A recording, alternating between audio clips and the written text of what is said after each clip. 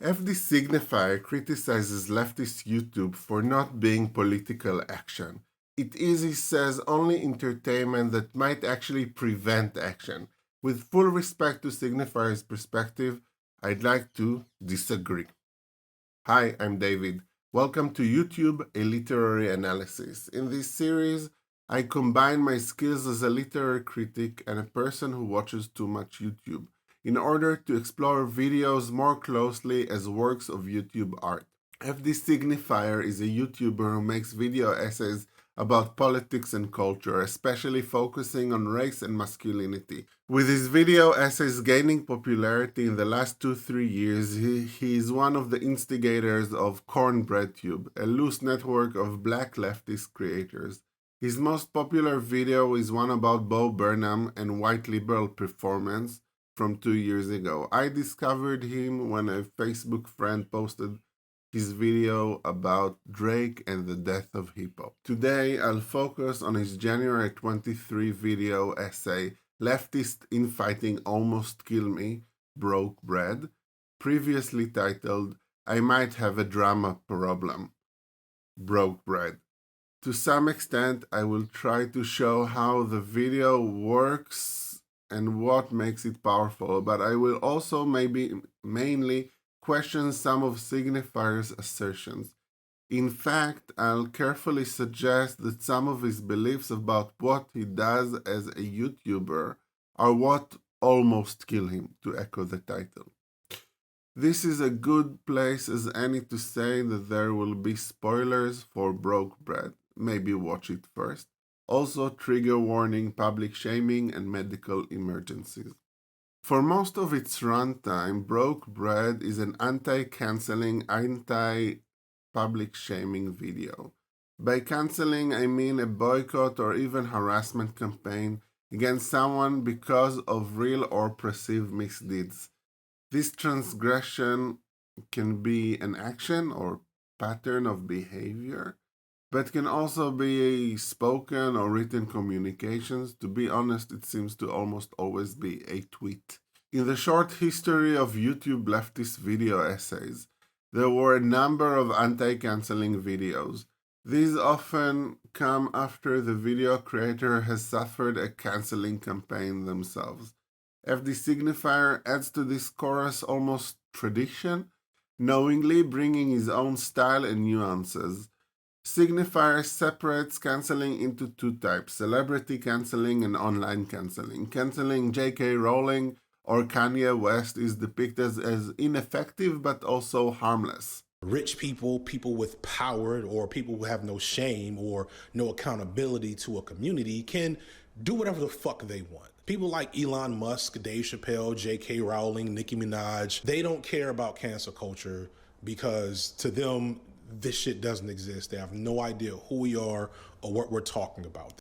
The other kind is much more harmful. Minor internet figures, YouTubers and streamers with a following of thousands or tens of thousands at the most are boycotted and attacked. These kinds of canceling and harassment campaigns are hurtful and are effective mostly in as far as they make people's lives miserable.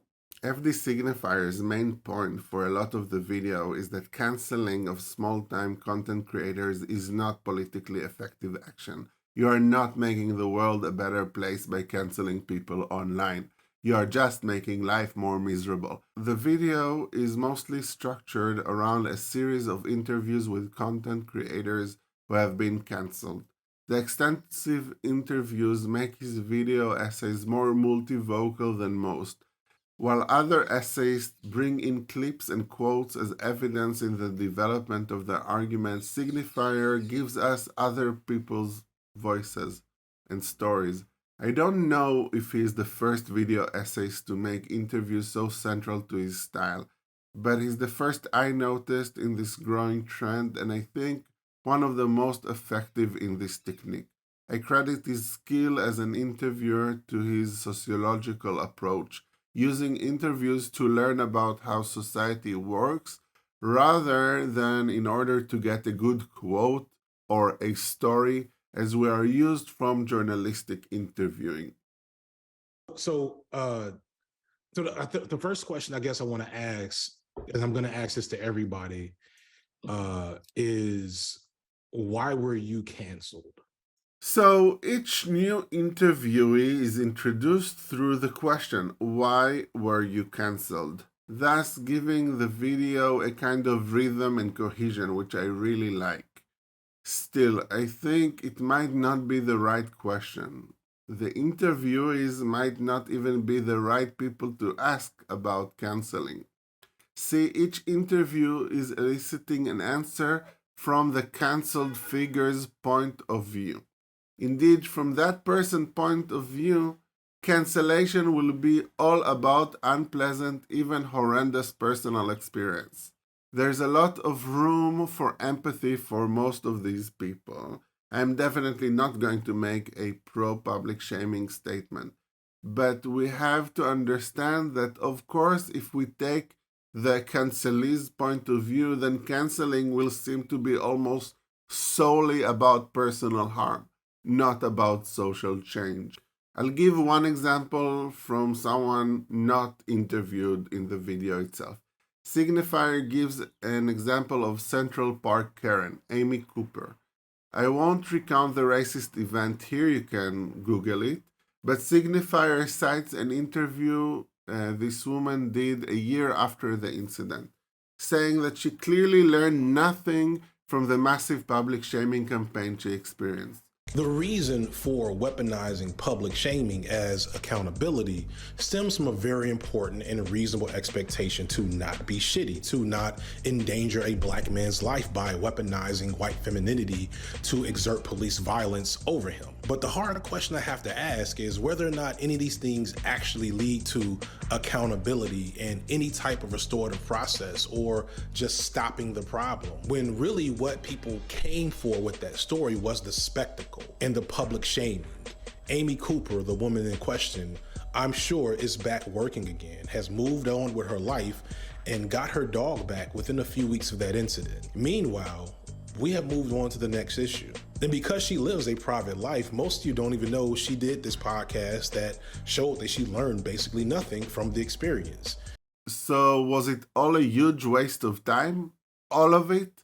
I think that whether she learned something or not is missing the main point.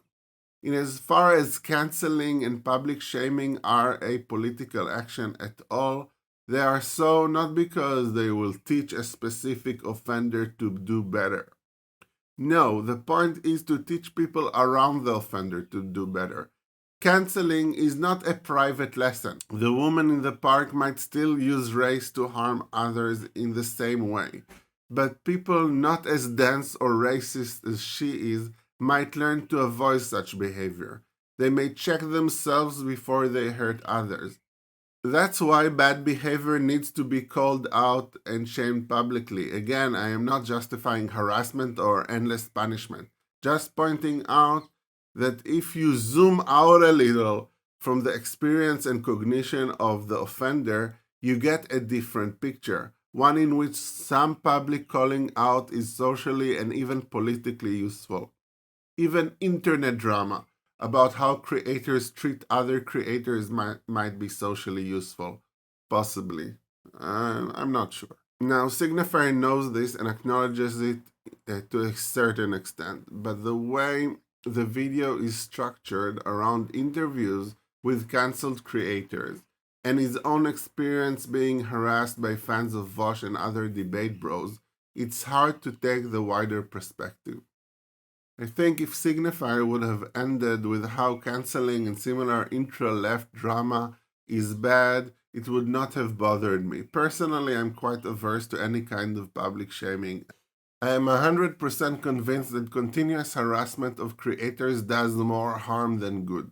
So why does his line of argument bother me? Why do I feel like I want to defend public shaming to a certain extent in the context of his video? Why am I like this?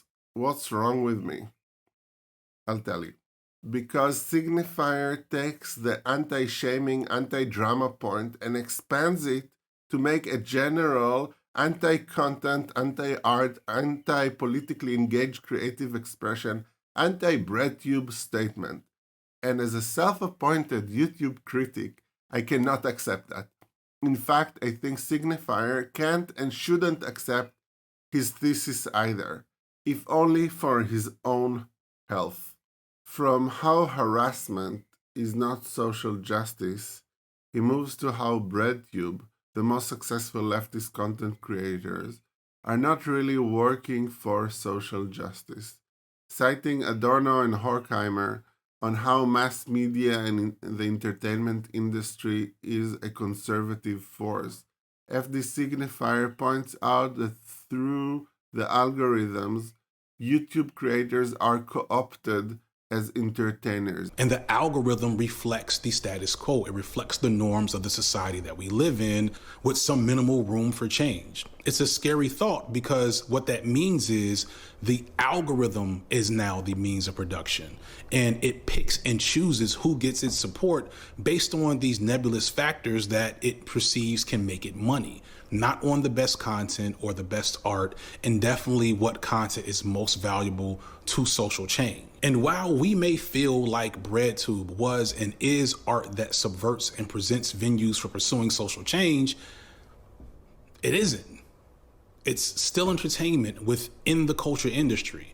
And it's grown to be one of the most insidiously dangerous parts of the culture industry because it has monopolized and galvanized the attention of those closest to supporting and participating in social action and gotten them, us, overly concentrated on stan culture, parasocial relationships, drama, and beef. We are a few steps from being the barbs. Some of y'all genuinely are. Just that we're not crazy for thinking the world is on fire and everyone's playing with gasoline. And that's important. And damn, this chubby black dude with the locks and the deep voice really makes me feel connected to a feeling that I feel like I'm missing. He makes me feel safe in a way. He's also managed to illustrate something that's been bothering me in a way I didn't understand until now. And now that I've watched this video, I genuinely feel better. And that's why the algorithm chose me. I do all of those things pretty naturally. I am a useful tool in the culture industry. Most of us who are successful on YouTube are. I, along with the rest of BreadTube, help grab the stragglers, the ones outside of the hegemonic frame who might challenge it. And we help you find a place within it so you don't fuck around and tear the whole thing down. It's not my goal or intention. I didn't think that's what I was doing when I made that Bo Burnham video in like 3 days and it went viral. I had no clue of all of this. I just wanted to talk about black movies the way Lindsay Ellis did. Shit wasn't supposed to be this deep. And it definitely wasn't supposed to be this hard or this stressful. Yes, the fact that Signifier gets boosted by the algorithm suggests that there's something useful about him for YouTube. But it's wrong to think that that's all there is. Sure, the fact that one is home watching YouTube and not out there organizing a resistance group might be convenient for the capitalist system. But, however, the content of the content is also important, not just the fact that it is there. Staying home and watching advice on how to seduce women by humiliating them, and staying home to watch a thoughtful critique of this trend is not the same. Socialists, Marxists, and other liberation activists have rarely thought that their content is not important. The volumes of leftist literature and cultural criticism attest to this. If you believe art or entertainment can affect people for the worse, then you believe art can affect people for the better. If you don't think it matters, why are you engaging with media and culture at all? I don't think communication, entertainment, or art are different from practice. Rather, they are all types of practice, types of action. Praxis is a spectrum. Signifier says that a lot of BreadTube fans never do anything to support social justice outside of YouTube. The vast majority of the online left have never organized, protested, threw a rock, or cut a check in the name of resistance. But they got lots of tweets, lots and lots of tweets. Going to a demonstration is a symbolic act as well. It sends a message just like making a YouTube video or even commenting on one. Throwing a brick is, at the end of the day, also mostly symbolic. You are not stopping capitalism, just expressing your rage.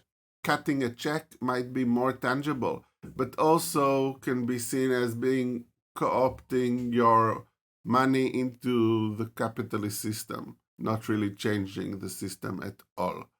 Organizing is extremely admirable and the most practical on this spectrum, but not everybody can be an organizer. All these things, anyways, going to demonstrations to organizing, have their basis in learning from cultural and intellectual production.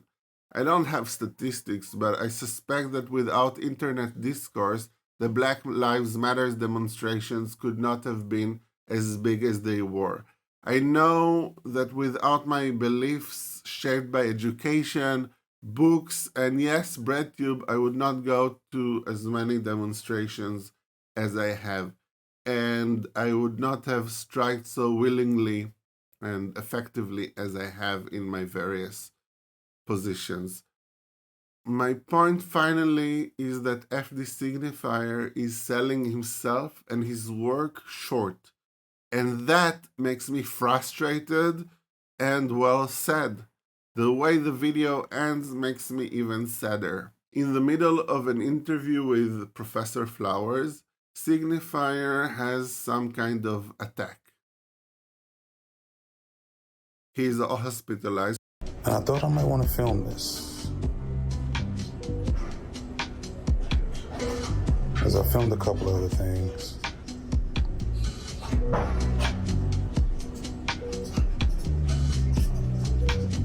I just want to document it. I think that there's something to say about this. Signifier eventually finds significance in his breakdown. He reads it as a sign that the pressure of being a fairly successful YouTuber with the drama and scrutiny that it entails is getting to him. I want to give a somewhat different interpretation to this surprise ending. First, I'm not a medical doctor, nor do I actually know Signifier. I'm not really offering a diagnosis to the real-life man behind FD Signifier, who I assume really did have a medical emergency. I have no way to understand what he went through. What I can analyze, even if it's a little bit against the grain of the video, is the FD Signifier in the video itself. I am analyzing him as a persona, almost a fictional character. And what I saw in the video is a man proclaiming that what he does, making leftist videos, is not effective, that it might actually be a barb in the fence of oppression. After saying that, the weight and strain of that idea puts him in the hospital. It's not so much the drama that takes him down. It's losing sight, losing faith in the worth and significance of what he does. You can't do something so stressful, so drama-filled, without it taking a toll. Again, I am not explaining to the man behind Signifier what he needs or does not need to do. I am describing the story as it seems to unfold in the video. Even if in direct words Signifier shows a lot of skepticism about BreadTube, the plot of the video subverts the idea that you can make such videos without believing they can make a difference. At the end of the video, he promises to return, and indeed he put out at least 2 videos on his main channel since. This promise and its for now fulfillment shows me that he believes that there is value in what he does. At least I hope for him that he believes that it has value.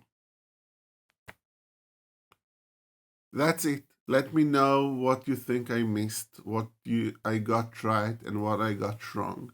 Let me know if you have questions about what I said. I plan on making more of these, so let me know if you have suggestions for other videos you'd like me to talk about.